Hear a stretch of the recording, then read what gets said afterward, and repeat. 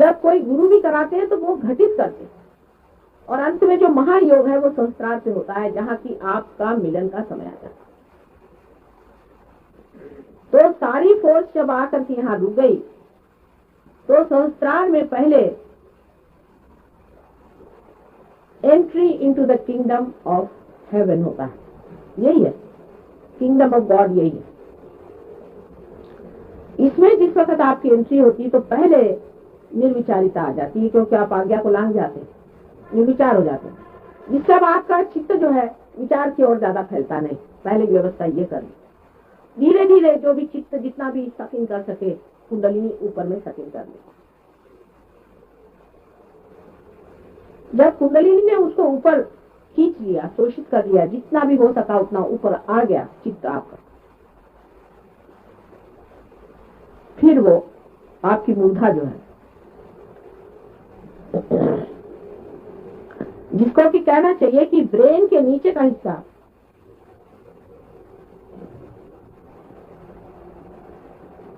उसको शांत करती है कुंडलिनी सबसे पहले। और उस मूर्धा से हमारी जो दोनों ये नाड़ियां हैं, जिनको कि ईड़ा और पिंगला कहते हैं, उसमें थोड़ी बरसती है कुंडली, सब में नहीं होता, बहुतों में होता है। उसकी वजह यह कि जिनकी ईड़ा या पिंगला नाड़ी नादुरुस्त हो या बहुत कार्यान्वित हो, मैंने सिंपैथेटिक जिनका बहुत चला है, तो उनके खींचे रहते हैं ऐसे ऐसी चीज। तो कुंडलिनी मूर्धा पे आकर के, मूर्धा नीचे की प्लेट है, आज्ञा में क्रॉस करने से पहले की बात, कुंडलिनी यहाँ पर छा जाती है।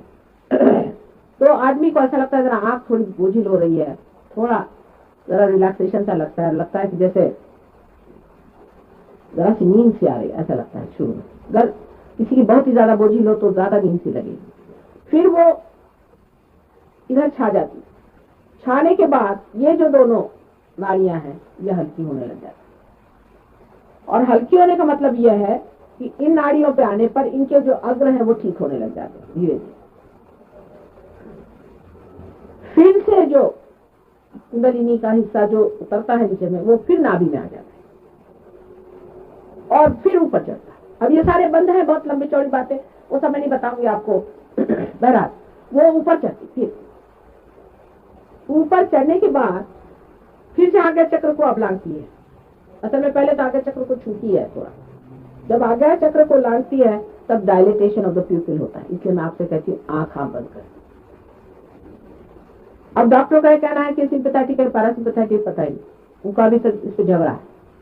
उनको ये नहीं पता है कि डायलेटेशन ऑफ प्यूपिल एग्जैक्टली सिंपैथेटिक है कि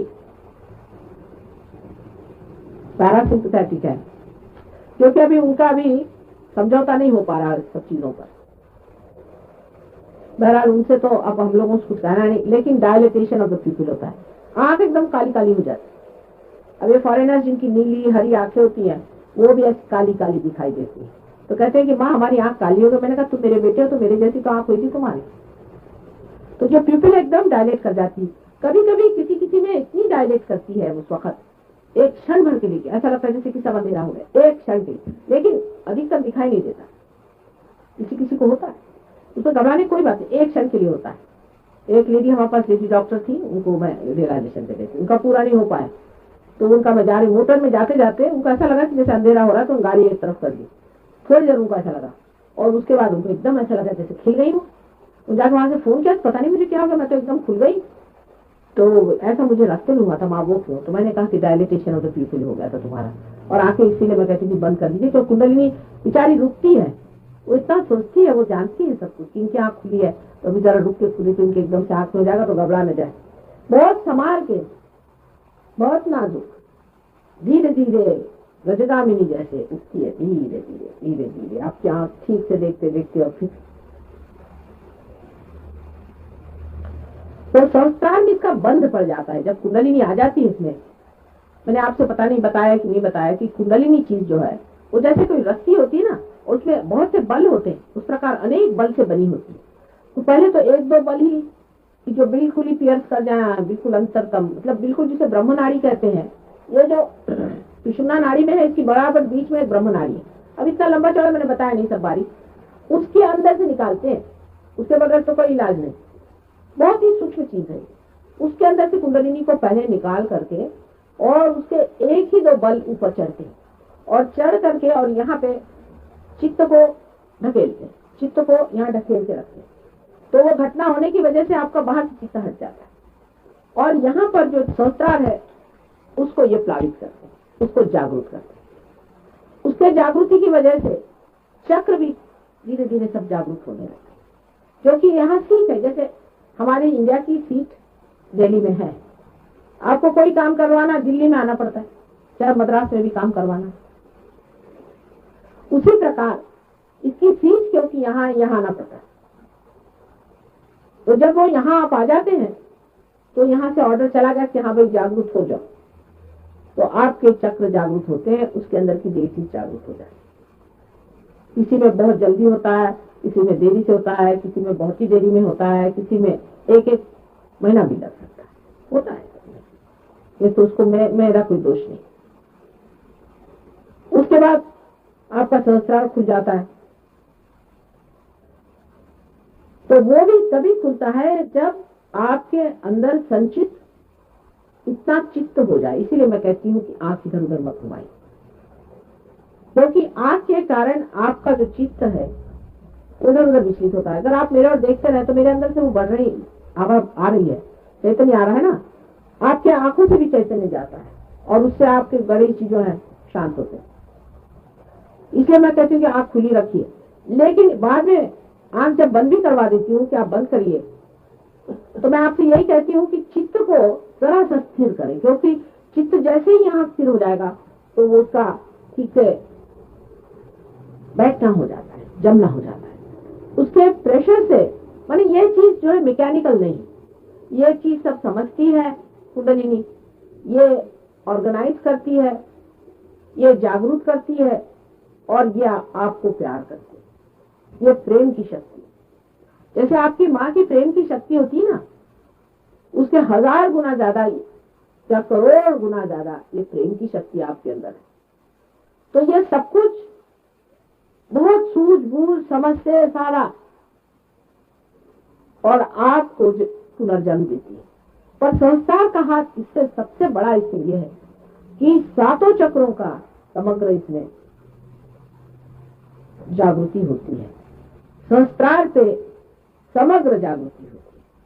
माने एक सात आदमी काम कर रहे हैं, अब 7 तरह के कर रहे हैं, कोई चीज बनेगी? आपको मकान बनाना है, समझ सीमेंट चाहिए, लकड़ी चाहिए, पत्थर चाहिए, उसके लिए और भी जो कुछ चीजें चाहिए। अब आप 7 चीजें अलग अलग रख दीजिए तो उसका कोई अर्थ नहीं है। उन 7 चीजों को मेल कराना, उनको कोऑर्डिनेट कराना, उनको ऑर्गेनाइज करना, और अंत में जब ऐसा पूरी तरह से स्थिति हो जाए, इतना चित्त जब वहां पहुंच जाए, उस वक्त सहस्त्रार को खोल देना, ये काम सहस्त्रार करता है। सहस्त्रार के देवता जो हैं वो निष्कलंक है, उनका नाम निष्कलंक है। उनको कल्कि भी लोग कहते हैं। कल्कि अवतरण भी आने वाला है। कल्कि अवतरण महाविष्णु का अवतरण है, मतलब विष्णु प्रिंसिपल पे ही है। विष्णु प्रिंसिपल माने एवोल्यूशनरी है, और इवोल्यूशन में 2 अंत होता है। इवोल्यूशन में हमेशा सृजन होता है और फिर संहार होता है। जैसे पहले हमारे बहुत बड़े बड़े एनिमल्स थे, मैमथ वगैरह आपने नाम सुने हैं, उनमें से हाथी भी था। तो हाथी का इवोल्यूशन हो गया, हाथी को बचा लिया गया, क्योंकि उसको पाया कि ये ठीक है, ना बहुत बड़ा है और ना बेकार है। उसको बचाया। आप गजेंद्र मोक्ष के बारे में पढ़े होंगे, विष्णु जी ने बचाया, पता नहीं कितने लोग पढ़ते कि नहीं। वो जगह भी यहाँ गंडक के किनारे बड़ी सुंदर बनी, कभी आपका मौका लगे तो जाके देखिए, पास ही में है, बहुत सुंदर जगह है, जहाँ वाल्मीकि जी के पास सीता जी जाके रहे थे। बहुत सुंदर जगह है, देखने लायक है। सभी सहजियों से विनती है हमारे इस चैनल को सब्सक्राइब करके सहज को फैलाने में हमारी मदद करें। जय श्री माता जी।